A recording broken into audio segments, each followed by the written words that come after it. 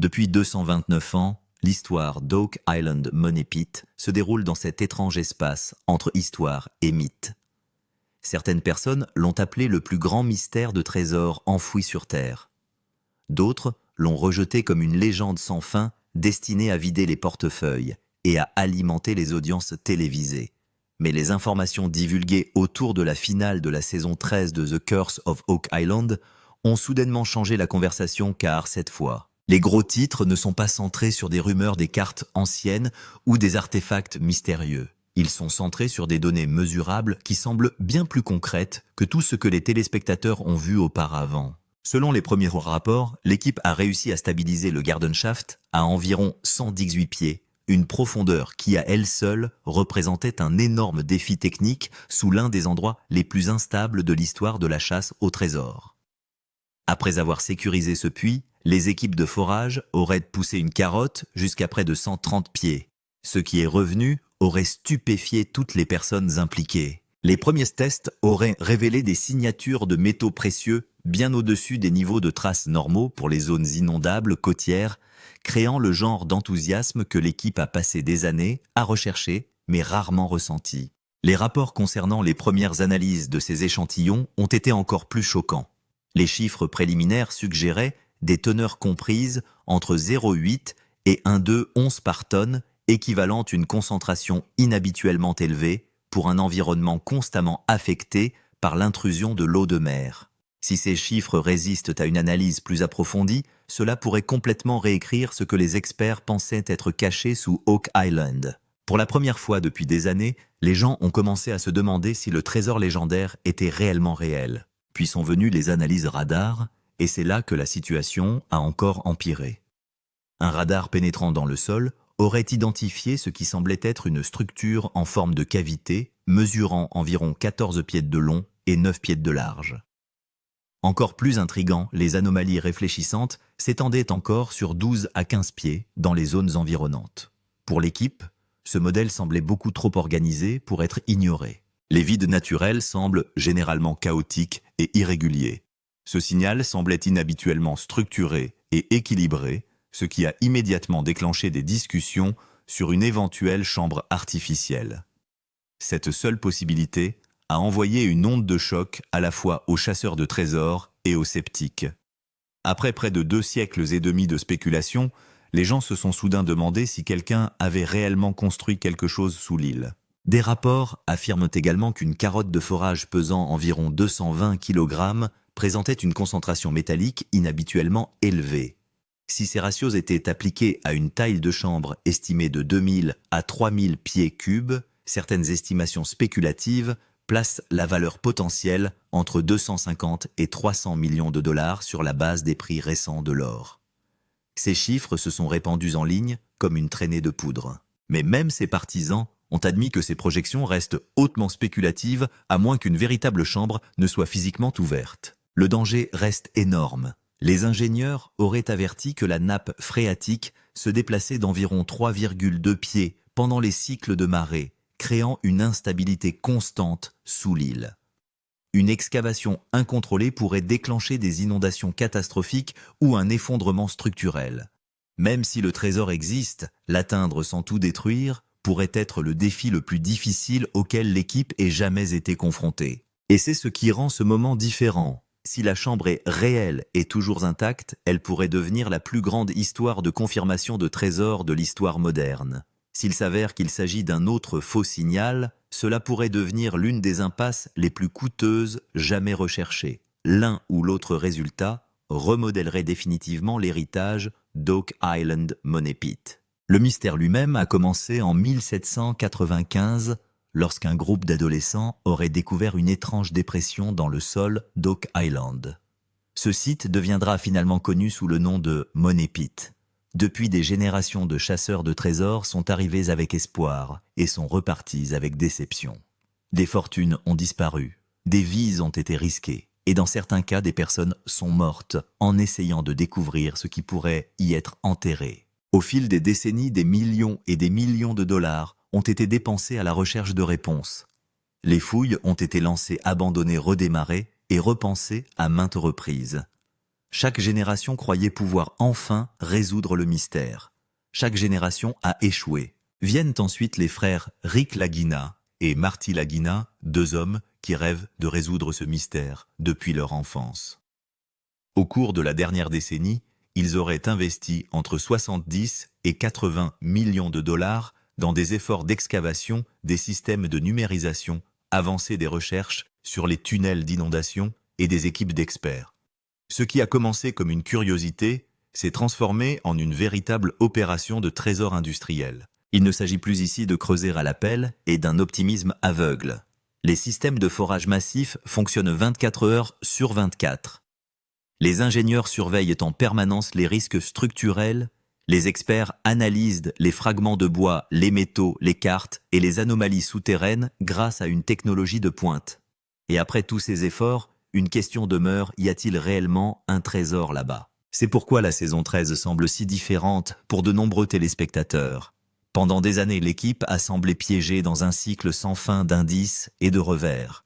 Mais aujourd'hui, beaucoup pensent qu'ils ont peut-être atteint le bord de quelque chose de tangible.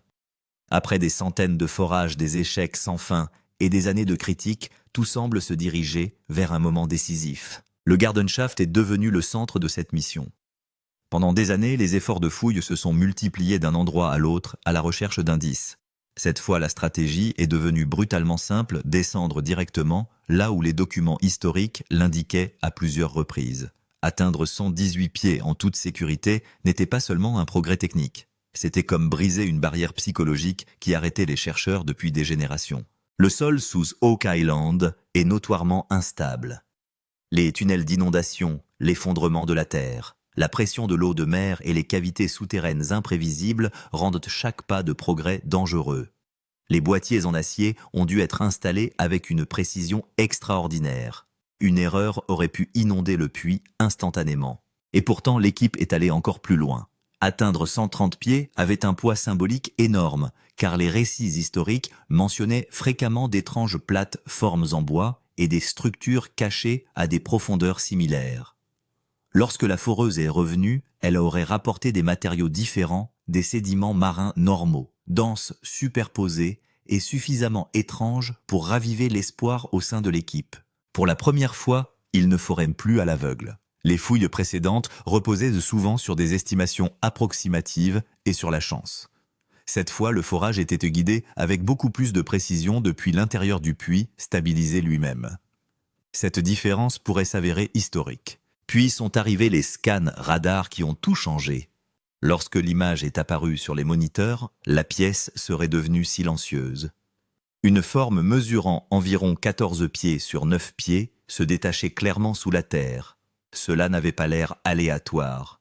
Cela semblait délibéré. Les experts auraient répété les analyses sous plusieurs angles pour éliminer toute possibilité d'erreur matérielle. Chaque analyse a renvoyé des dimensions presque identiques. Cette cohérence est ce qui a poussé l'équipe à discuter ouvertement de la possibilité d'une chambre pour la première fois depuis des années. Un espace de cette taille pourrait théoriquement contenir des caisses en bois, des conteneurs en métal, des objets historiques ou quelque chose d'encore plus grand. Mais l'espoir s'accompagne toujours de la peur à Oak Island. Les dolines naturelles et les vides souterrains peuvent créer des illusions qui semblent prometteuses avant de sombrer dans la déception. Désormais, tout le mystère se résume à une question brutale. Est-ce finalement la chambre artificielle que les chasseurs de trésors poursuivent depuis 229 ans? Ou bien Oak Island Money Pit se prépare-t-il à briser à nouveau les cœurs, juste au moment où le monde pensait que le mystère était enfin terminé? Lorsque les échantillons du puits du jardin sont arrivés au laboratoire, le véritable suspense a commencé. Les données apparues à l'écran ont complètement transformé l'atmosphère. Les premiers tests ont indiqué une concentration estimée de métaux précieux de 0,8 à 12 onces par tonne. Pour le profane Amber, cela peut sembler un petit nombre, mais dans le monde minier, c'est un chiffre important, en particulier dans une zone côtière gorgée d'eau comme Oak Island.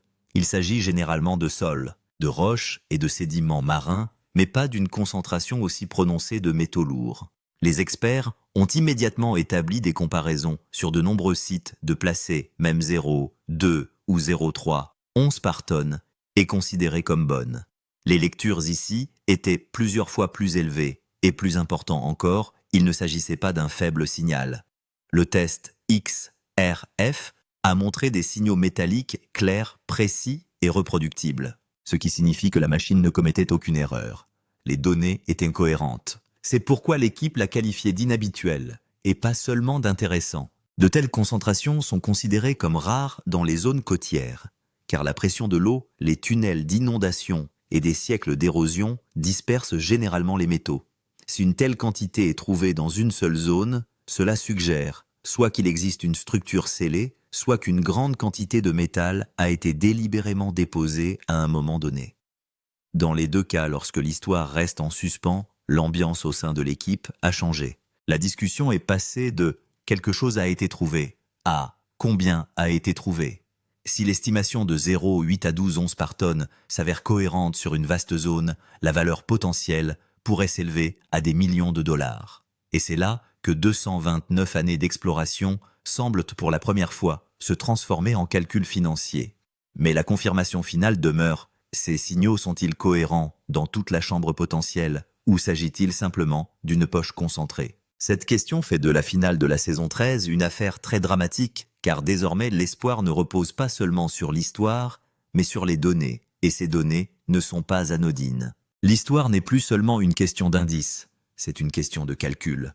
La confirmation de la teneur en métaux lourds dans un échantillon d'environ 220 kg provenant du puits du Jardin a changé toute l'histoire.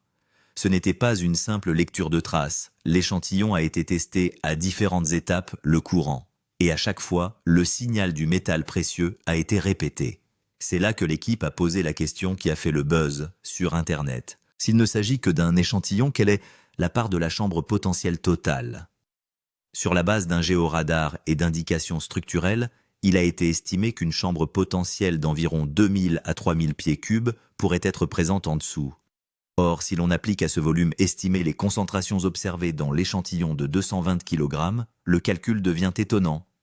En supposant une densité de métal constante de 0,8 à 1 once par tonne et un prix actuel de l'or d'environ 2050 $, l'once la valeur potentielle totale pourrait se situer entre 250 et 300 millions de dollars. C'est la bombe à 300 millions de dollars dont on a déjà parlé avant la finale. Gardez à l'esprit qu'il s'agit toujours d'une estimation théorique non basée sur l'air. Il s'agit d'un calcul basé sur des échantillons réels, des mesures radar réelles et les prix actuels du marché. Ou si la chambre est complètement scellée et que le matériau est présent sous forme concentrée, ce chiffre pourrait être encore plus élevé, surtout si des artefacts historiques ou du métal pur sont trouvés sous forme préservée. Mais tout chiffre élevé comporte un risque. Si l'échantillon s'avère n'être qu'un point chaud et que le reste de la chambre a une faible densité, l'estimation pourrait être réduite. L'équipe fait donc preuve de prudence.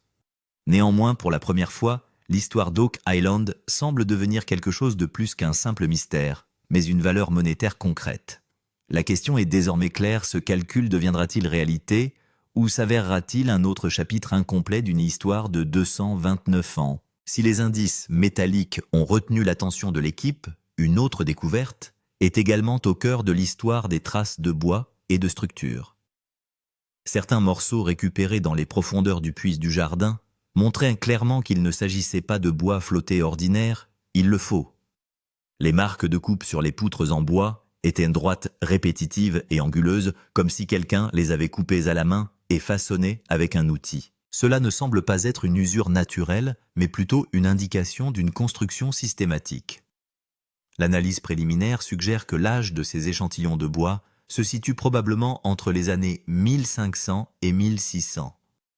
Si cette estimation s'avère exacte, cela signifie que la structure pourrait remonter même à avant la période coloniale britannique.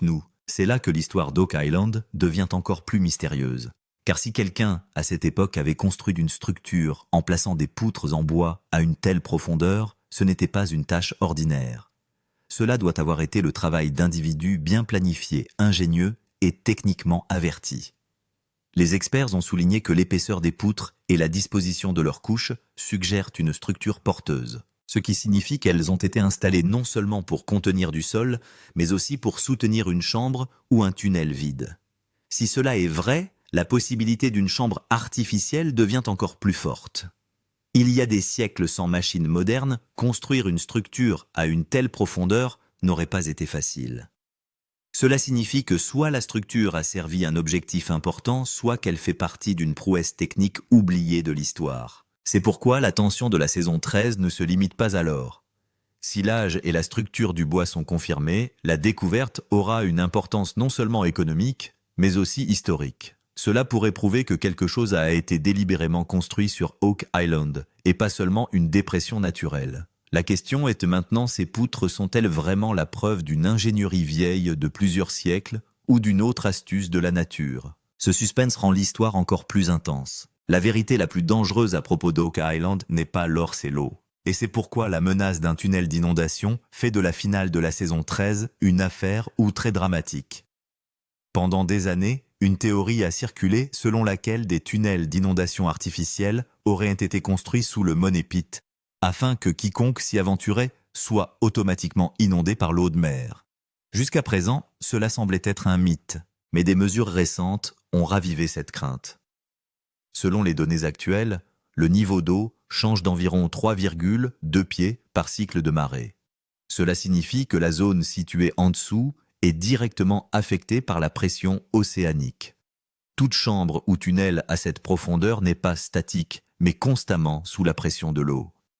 Les ingénieurs ont clairement indiqué que si une excavation incontrôlée est effectuée, la probabilité d'effondrement se situe dans une fourchette moyenne à élevée. Cela signifie qu'il ne s'agit pas seulement d'un risque mineur, mais d'une menace réelle. Imaginez s'il y avait réellement une chambre potentielle de 2000 à 3000 pieds cubes en dessous et qu'une connexion à un tunnel d'inondation était exposée lors de l'excavation, la zone entière pourrait être inondée en quelques minutes. Un espace scellé pendant des siècles serait incapable de résister à la soudaine pression de la mer.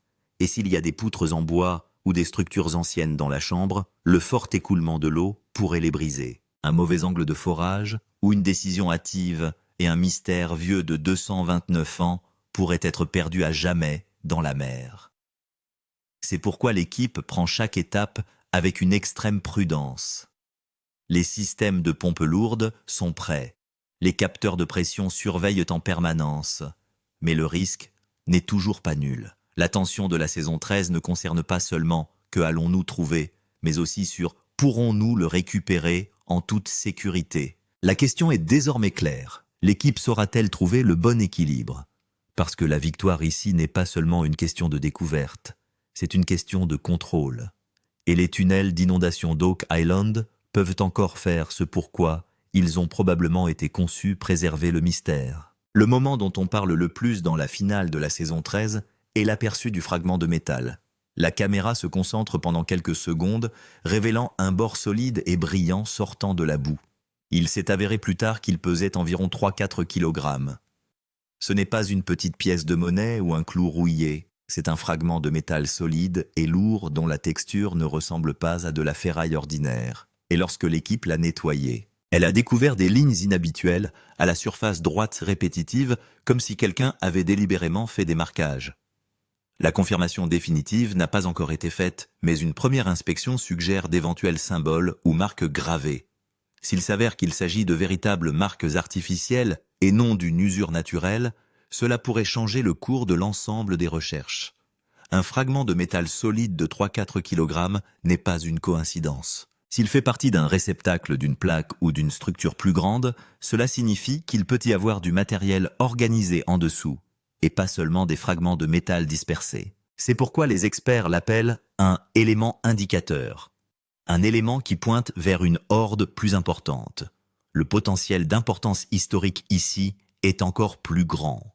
Si les symboles possibles correspondent à ceux d'une structure en bois des années 1500 au XVIIe siècle, il pourrait s'agir plus qu'une simple découverte économique, mais aussi d'un document historique.